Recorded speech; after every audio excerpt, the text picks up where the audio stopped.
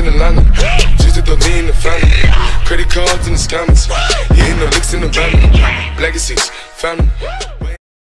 Takže čau lidi, zdravím, jmenuji Tony a dneska si ukážeme mou druhou sérii z Critical Ops a jdeme na to.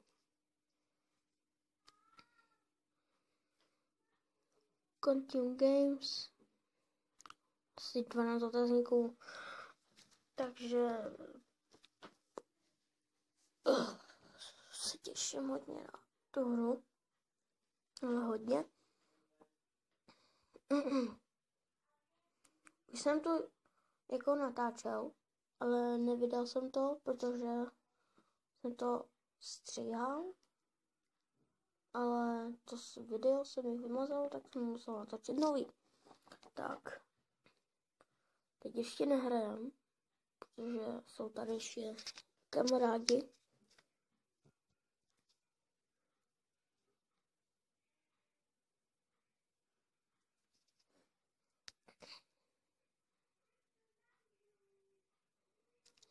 Dohrajte to. No, už hrajem. Konečně.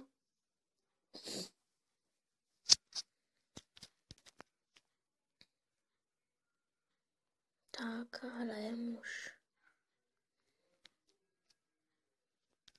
Ne. No, dej mu headshot. No, zabije. To jsem čumpa, ale úplně velký. Dej mu.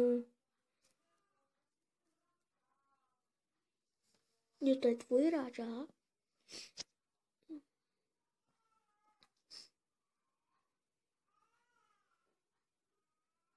Teď zrovna jsem to chtěl říct. Zezadu mě teď někdo zabije. Ty vole, nechápu. A už předem říkám, pokud se na to video líbilo, potěší mě palec nahoru a subscribe.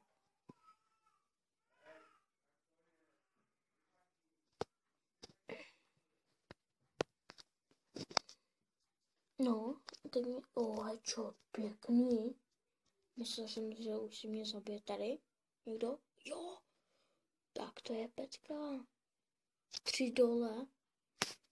Ale tady mě někdo zabije. Protože už mám málo prostě jakože nábojů.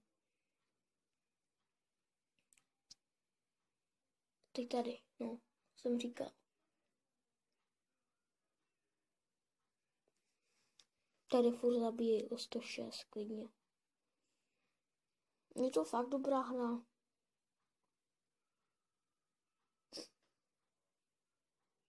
Ale když natáčíte přes tohle, tak se vám to nevyplatí, protože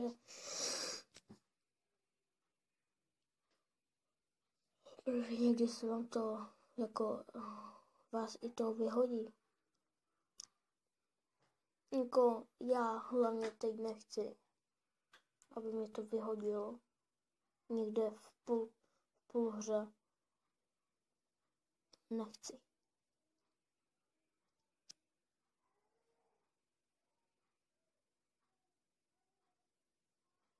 Na páno, mě zabil. Vidíte ten košík?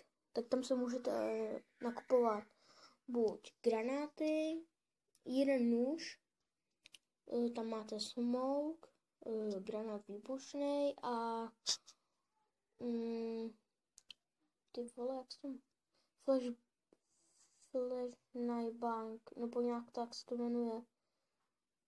A potom tam máte buď na výběr 3 zbraně. M4, AK-47, nebo tuhle, co mám v ruce. Ale já bych si vybral radši tu M4, protože je rychlejší jako v chození. Tohle vás i zpomaluje. Někde vidíte? A teď jakože chodím rychle. Teď pomalu. Tahle zbraň je úplně dobrá. Tu si kupujte, to je na malinkých pistolkách. Tam máte tuhle, dual. Potom tam máte tu vysouvací a točící. Máte tam ještě podle mýho normální. Tu úplně malinkou, který používají taky, myslím, že policajti, ale oni mají malou.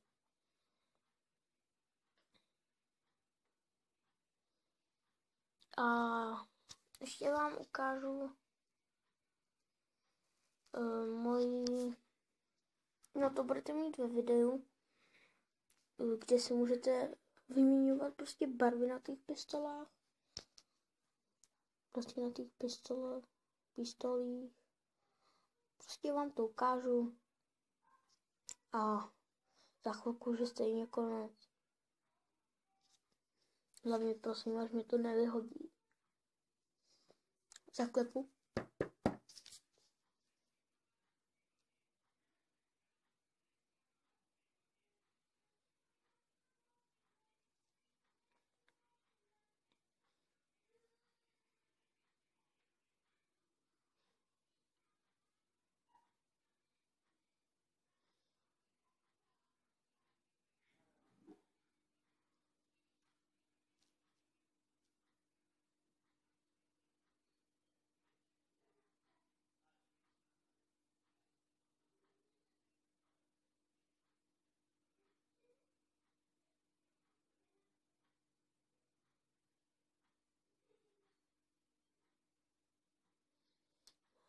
Pardon, že jsem se vám nevěnoval, tak se věnuju té hře spíš.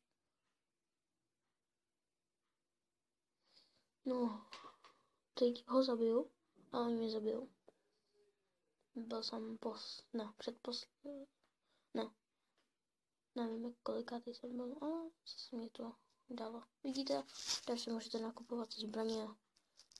Tak pistolky tady máte. Prostě jsem to říkal. Tahle je spíš úplně dobrá do ruky, rychle utíkáte.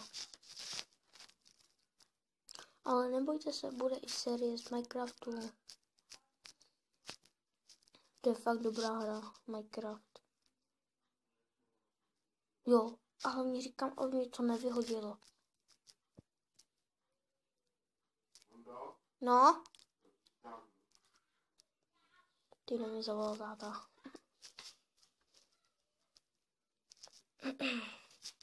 No. Když mi to zpátky nenaskočí, tak to bude konec videa, no. Nic jiného. No, ještě konec ne. Ještě ukázka. Bude z Critical Ops, bude jak se jmenuje, bude ty barvy, jako jak se mění. Ale musíte mít na to peníze, jako. Nevím, jestli přes Facebook nebo přes něco, ale nevím, fakt. Nevím. No naskoč. 80.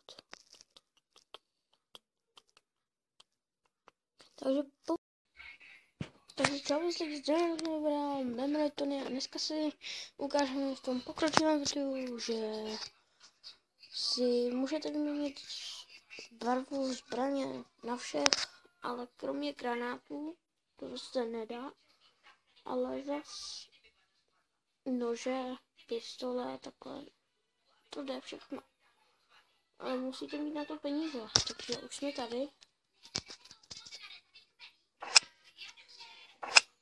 Tady dáte loadout. Tady máte ty vaše zbraně, úplně všechny. Třeba dáme tohle. A máte tady úplně všechny zbraně. Takovýhle. Tahle. Maskáčová, vojenská, oranžová, bílá s černým. Taková hadí. A tahle je už trochu na tu střílečku. Teď si ukážeme na tuhle. Takovou. takovou modrou, oranžovou, zelenou, černou, fialovou, oranžovou,